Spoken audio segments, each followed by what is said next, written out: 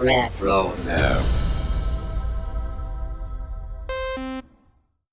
What's up, guys? This is Daniel Logan, Boba Fett from Attack of the Clones, The Clone Wars, Book of Boba, Skywalker Saga game, and hopefully many more things in the Star Wars galaxy. You are listening to Jay and Dennis on Podcast Stardust. Yep, this is the way I've spoken.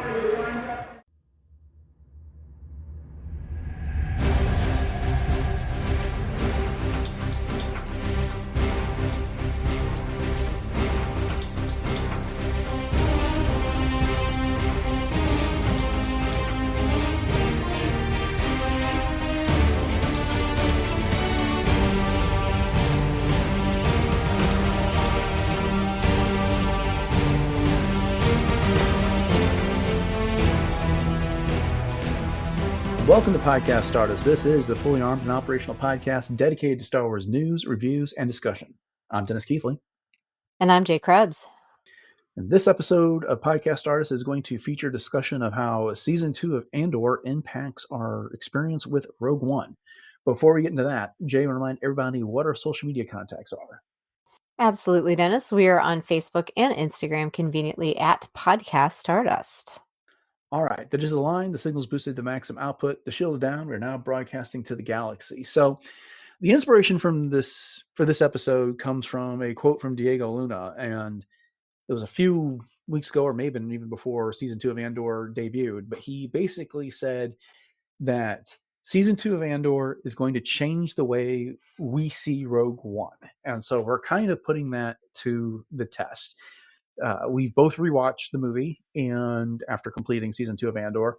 So we're going to kind of give our top 10 ways that Andor Season 2 has impacted how we perceive, how we view, how we look at Rogue One. So we're each going to take some turns here. And I don't know, it's not even really going to be a top 10 list. It's just going to be a list and we'll see how many we get. But with that said, Jay, I'll let you go first. What is the first way in which Andor Season 2 impacted your viewing of Rogue One? Well, I think just in general, I mean, there's just a different, I don't want to necessarily say changed way that I look at Rogue One, but it's almost like I look at it now as a, if you know, kind of a feeling, Mm-hmm. whereas when we first got Rogue One, obviously it was a very fresh story and it left us with that feeling that, oh my gosh, there was so much sacrifice that was made leading up to A New Hope that you didn't realize, when Luke was complaining about going to Tashi Station to pick up power converters, that all of this stuff was happening. And then now it even goes back even further and you see even the deeper roots of the rebellion and you see all of the things that have happened, even up to the point of Rogue One.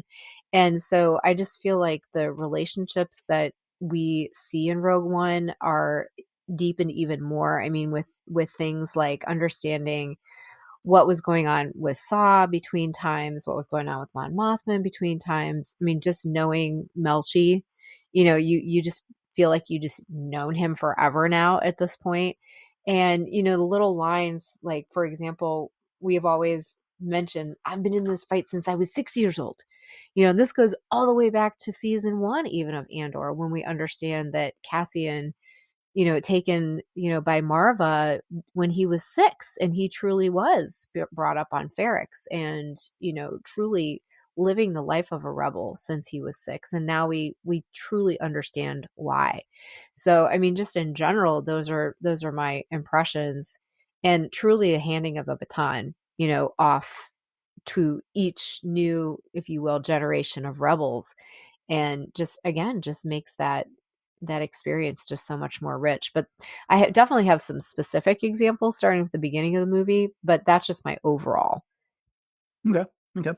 Well, for me, I'm going to go more into the specific here. And right off the bat, it's the whole experience of Rena Kafrene.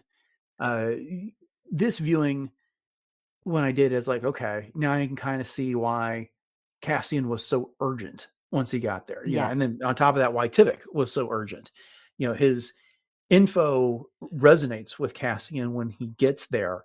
And then I don't know that it necessarily excuses Cassian for having shot Tivik in the back, but I could also understand why he was now motivated to do so in this situation, which is, they had just gone through this experience where Luthen died, getting that information from Lonnie Young, and got it passed down to Cassian, and then Cassian delivered it, and he's not believed by the Rebel Council there.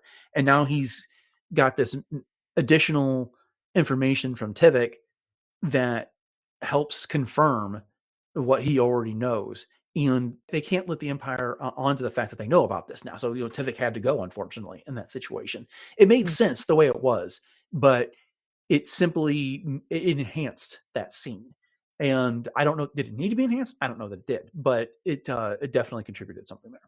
No, and to springboard off of what you just said too, I mean, going back to what you mentioned with Diego Luna saying that season 2 of Andor, you can go right into Rogue One, and you truly can.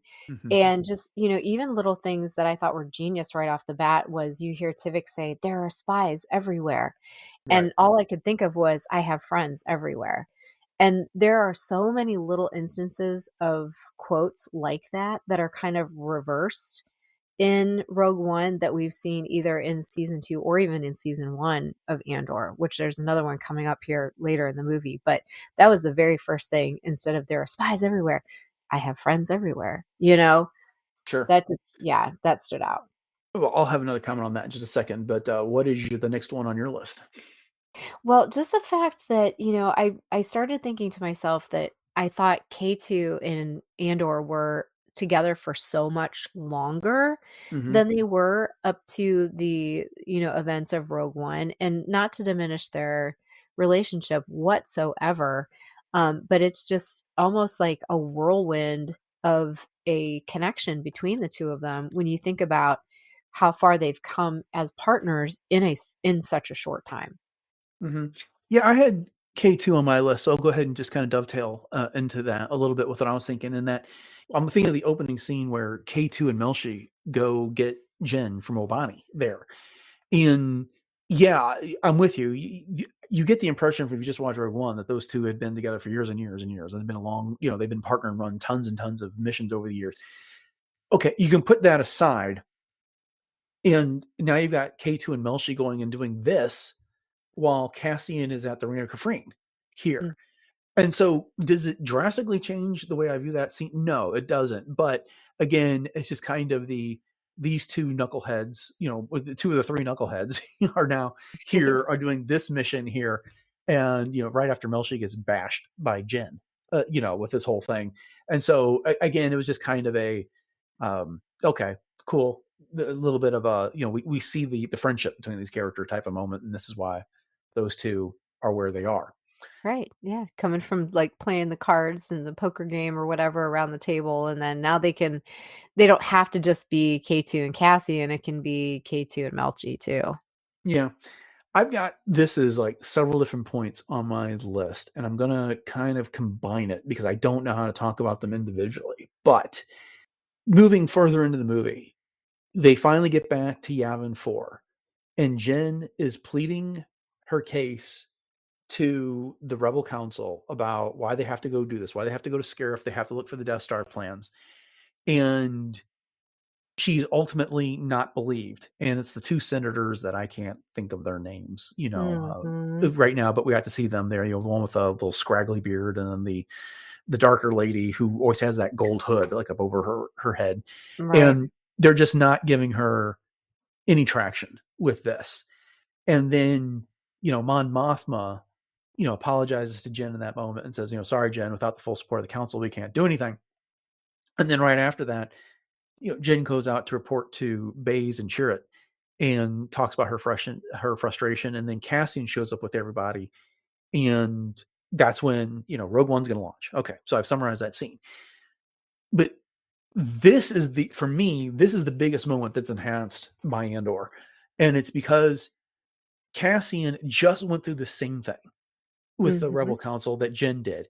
He got up there and then he was talking about everything that happened in order to get this here. And they doubted him. Luthen could have been being played by the Empire. Now Jen shows up with additional information that she got fresh from her father's mouth, which was a name that Cassian brought back from Luthen, Galen Erso there. And they still aren't believing it. And at this point, it's not just that Cassian suddenly became a believer in Jin's mission, once they left Edu. It's that he's got more invested in this. He lost friends. He lost Luthen. He lost people Mhm. that he's worked with all this. And so this decision he's making, it has a much bigger impact. Oh, yeah, for sure. And to the point that you just made as well, again, going back to those little quotes that we saw the first time around in Rogue One and thought to ourselves, "Oh, I wonder what he meant by that," when he Mm-hmm. says, "You're not the only one who lost everything." Right. And he says that to Jyn at one point. I mean, we understand now what the heck he means by that. And again, thinking about the reasons why he believed Jyn was because of Luthen and because of, as you just mentioned, the things that he went through with the council. And you get the feeling more after watching Andor as well that, Mon's hands were a little bit more tied with the procedural kinds of things that she maybe was a little concerned and was a little cautious, but yet, I think that she felt a little bit held back because you even see later on when they talk about, leaving Draven leaving and that, and Mon kind of looks over and smiles. Like Right. that's what she wanted to happen in the first place. Mm-hmm. Indeed. All right. So So what's next on your list? Another one for me was just the idea of, again, sort of passing the baton, where we saw that one bellhop say to Cassian, rebellions are built on hope. And Mm-hmm. then Cassian says that to Jin, and then Jin says that. And then eventually we get hope in the form of, Leia. We kind of equivalate Leia with hope. And she even says that at the end.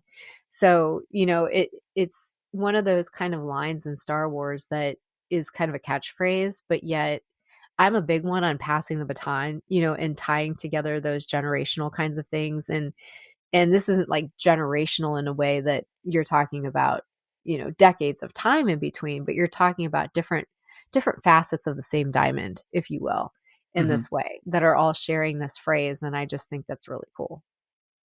Yeah, that was on my list as well. And basically, it was because when Cassian says that to Jin on in Jeddah, when they're there, she's like hope, and he turns around and is like rebellions are built on hope. It's because he says it so earnestly there, and now we know why. For Mm, you, because of what the way that line was delivered to him on Gorman, with everything that happened during Andor. And so it's, in addition to what you're saying, is like we've seen a path about where he picked that up and stuff like that, but it's why he believed that so much now. And it's just not a platitude. And they always delivered it more than it being a platitude in the movie, but sure. with the background that they've got now, it's just got a little bit more meaning behind it. Yes, for sure. And speaking of Gorman, yeah, I have to point out when they're in the holy city there in Jeddah, and you can see Cassian's kind of freaking out. He's like, "This whole place is about to blow." He Mhm. just was fresh off the Gorman massacre, and now here they are in the middle of Jeddah City, and they've got everything falling apart, and they've got stormtroopers blowing things up, and they have rebels shooting at each other, and they've got all of these things happening, and so that's fresh off of his experience, and so you can understand why he's even more agitated, if you will, with everything that's going on at that point. Yeah, that was on my list as well. That was actually the next one I was going to bring up. It was that the experience there, just having watched, actually, I guess 2 years ago at this point, by comparison, having watched what the Empire was willing to do to Gorman in order to get the result they wanted. In that case, I can't remember the mineral that they wanted from Gorman, so they were willing to make patsies out of the gore in order to get it done.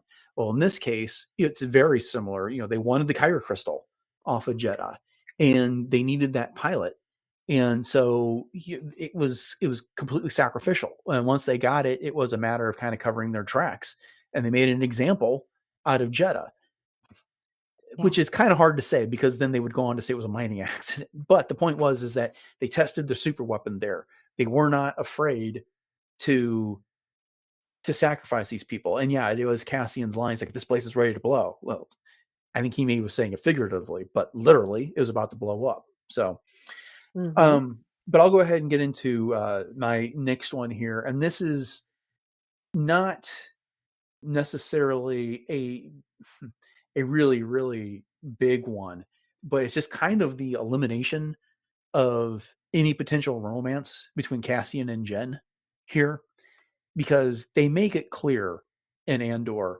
that, he wanted to be with Bix, but Hmm. she left in order to remove any doubt, remove any distraction from him so that he could see this mission to an end. They could overthrow their empire and they could finally be together, because it's an evil that had to be defeated here. And there's just these moments in Rogue One, like, when they're coming down the elevator after getting the plans transmitted scarce, they're just kind of looking at each other, and then the embrace at the end. And if you wanted to, you could read some sort of a romantic interest in that. But it's just, you didn't have to either. You could say it's just kind of the circumstances as well.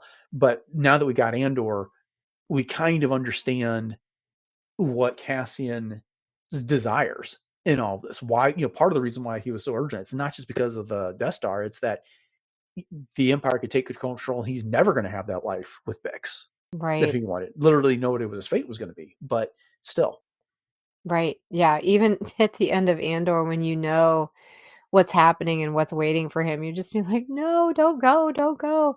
But yeah, you're absolutely right. And I mean, even with Baze calling Jin little sister, that's kind of puts it into perspective too. And translating that even to Cassian, because I mean, he's quite a bit, I wouldn't say quite a bit older than Jin, but he, old enough, I think, Mm-hmm.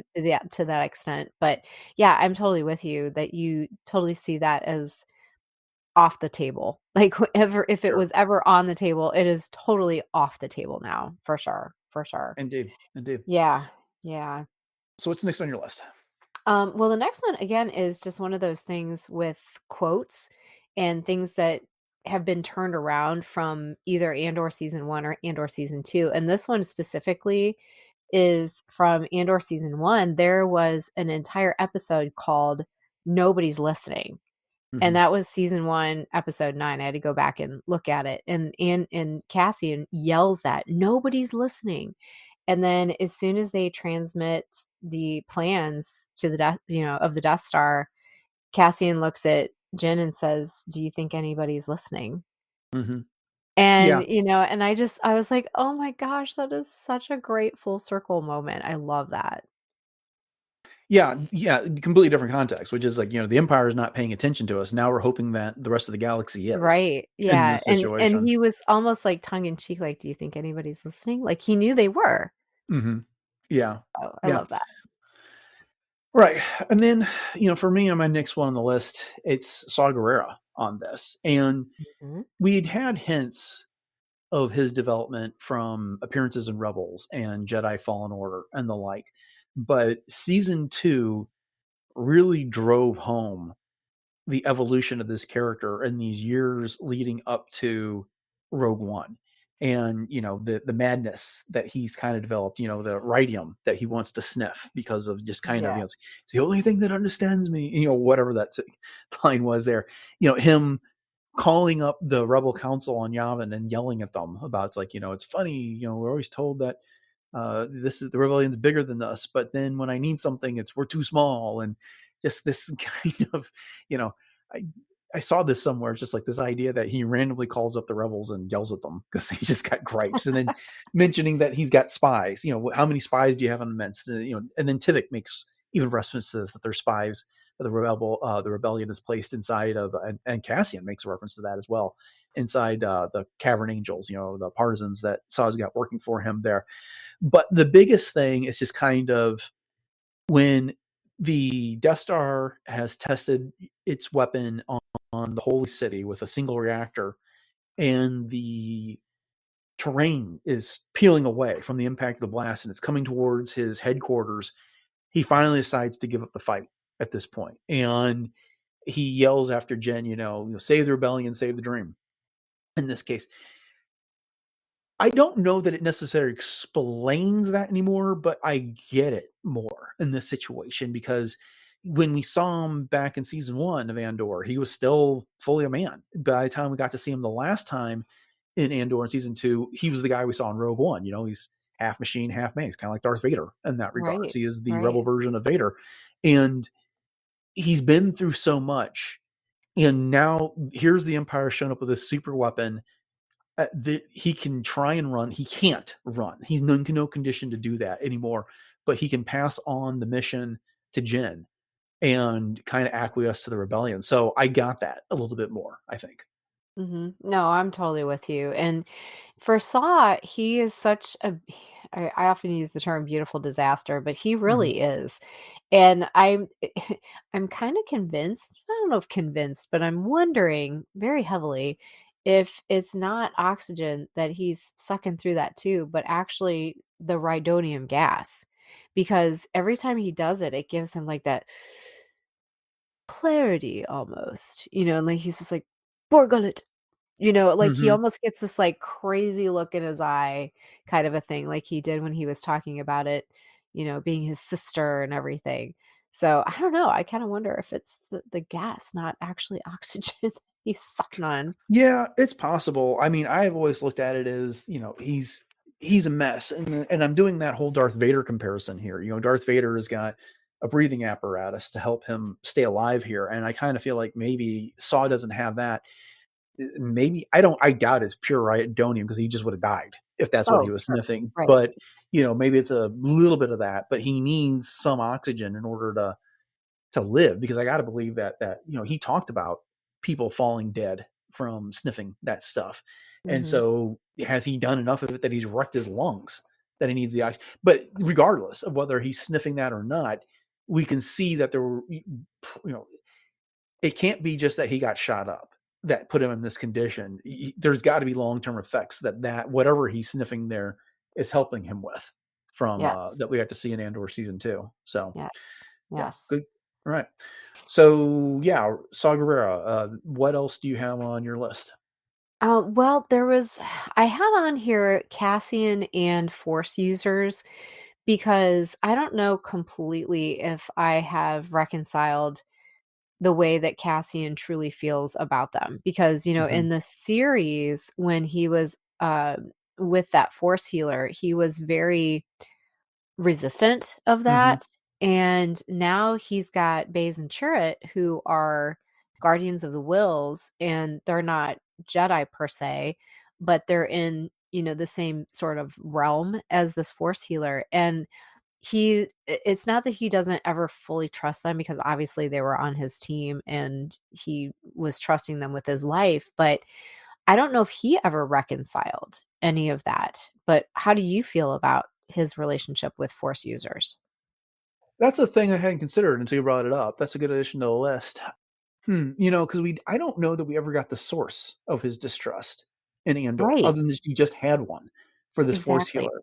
And I was, at least during Andor, I was attributing part of that to stubbornness. When it comes down to him, it's that he's good at taking care of himself. He's been doing that. He's got this uh, aggravated relationship with the rebellion and things like that. Now you got this woman who he's kind of looking at as a charlatan that's Mhm. supposedly going to heal this blaster wound when the medicines and stuff that he's taking could not.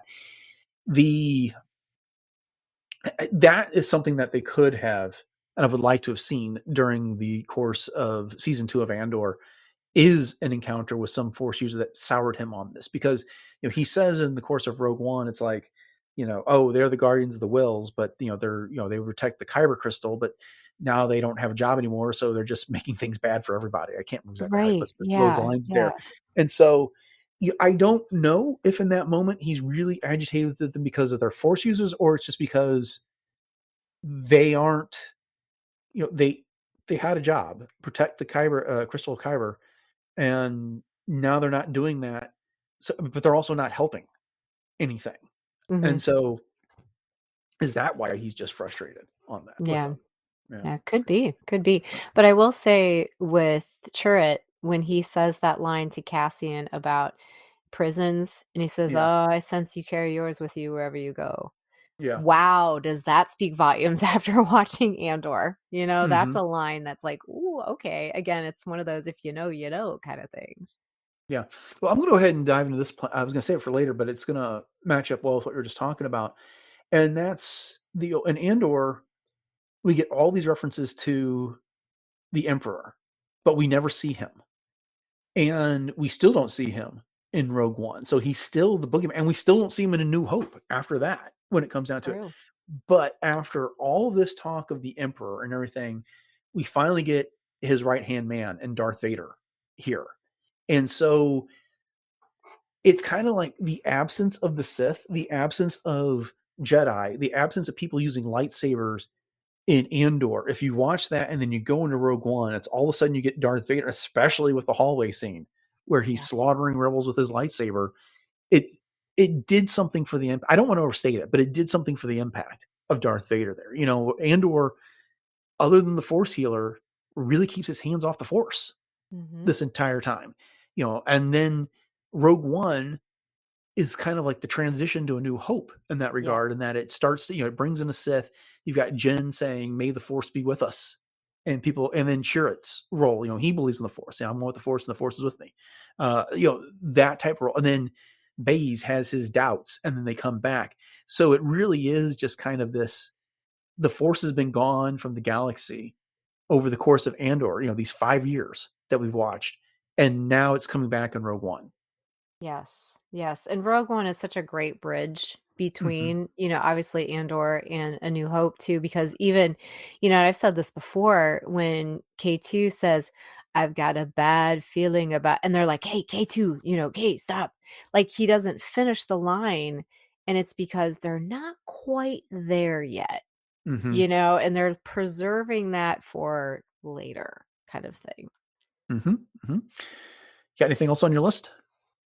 Well, Melchi, I mean, again, just getting to know him, and then his death definitely hit a lot harder in Rogue One, just watching it again from, you know, again, just getting to know him during Andor, and just all of the relationships that he had with Cassian all the way up through from Narkina 5 and, you know, the rebellion and those initial seeds.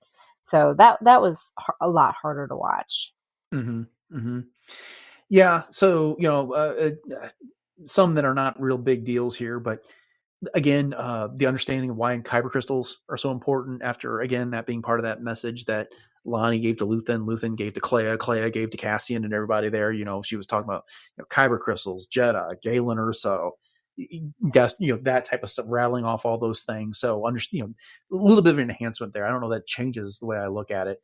And then along those lines, just K2SO himself, we saw how much punishment and how much damage those KX droids could do in Andor, you know, and Gorman, you know, they're just wreaking havoc during the riot.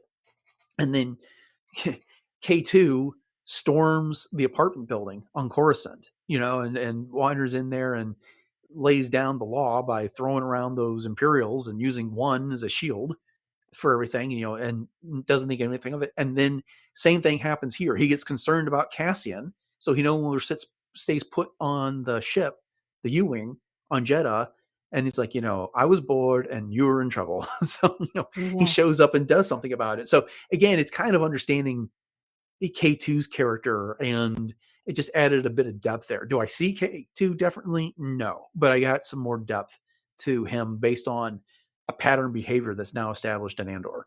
Right, right. Well, you know, he was sort of give you the impression in Rogue One that he was this gentle giant, you know, that he was strong when he had to be, but he was very almost childlike and innocent and naive in a lot of ways. And that is still true, but I couldn't help but to think, you know, when Jin was trying to get off of that transport on Wobani, and K2 grabs her by her throat and slams her down and is like, "Congratulations, you are being rescued." Like, if he would have slammed her hard enough, he could have killed her, you know, based on what we saw in Andor. So he must have really used a very light touch in comparison to what obviously he could have done. I think I've been through most of my points on my list here. Do you have anything else before we wrap this up?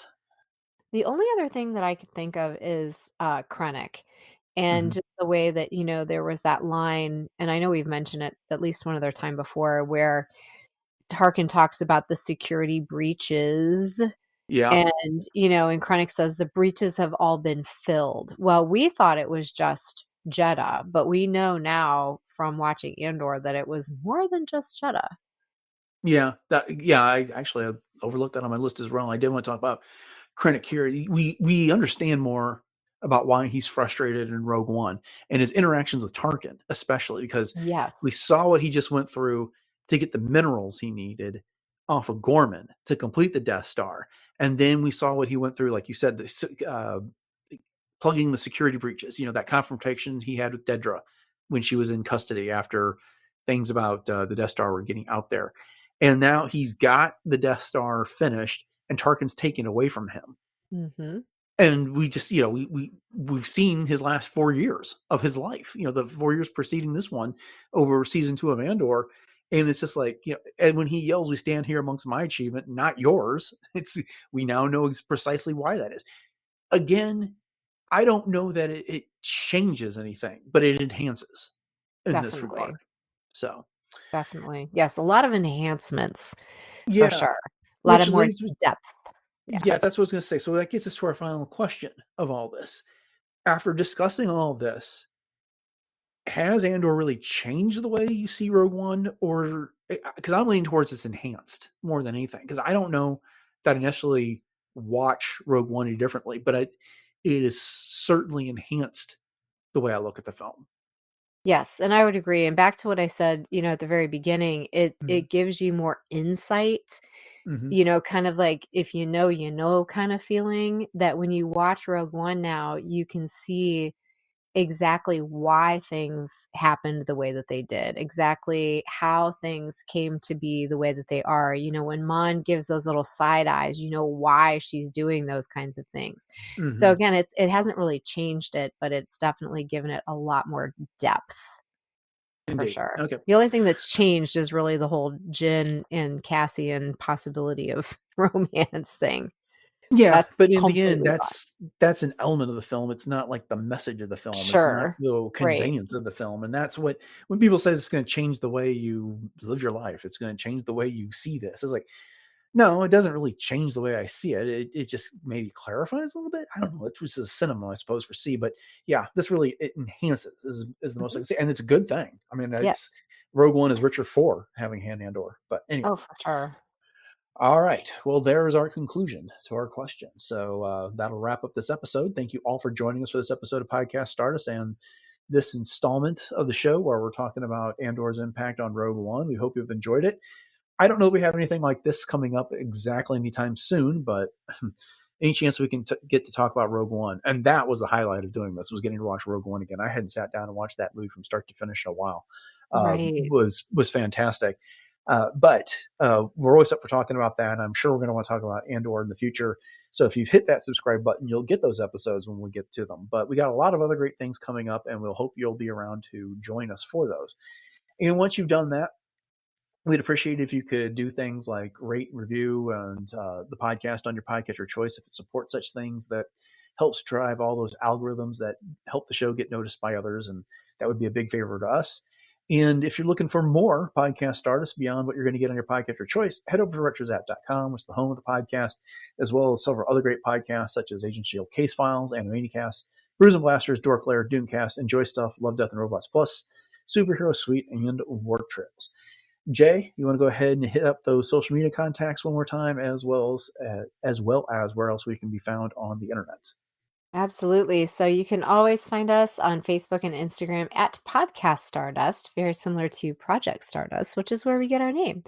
And we also have our Pinterest boards that we maintain. So if you want to find all kinds of fun ideas for everything Star Wars, you can head over there. And then we also have our YouTube outlets, including the traditional YouTube as well as YouTube Music. So hit us up over there. Let us know what you thought of this episode and if there's anything else you'd love to add. And we'd love to hear what you have to say. And if you are in need of some new Project Stardust or Podcast Stardust, I keep saying Project Stardust. Got that on the brain. Items for your wardrobe or for your home or office, we do have a store on TeePublic, and the link to that is in our show notes. And we do have 7 different show logo designs available on all kinds of fun things.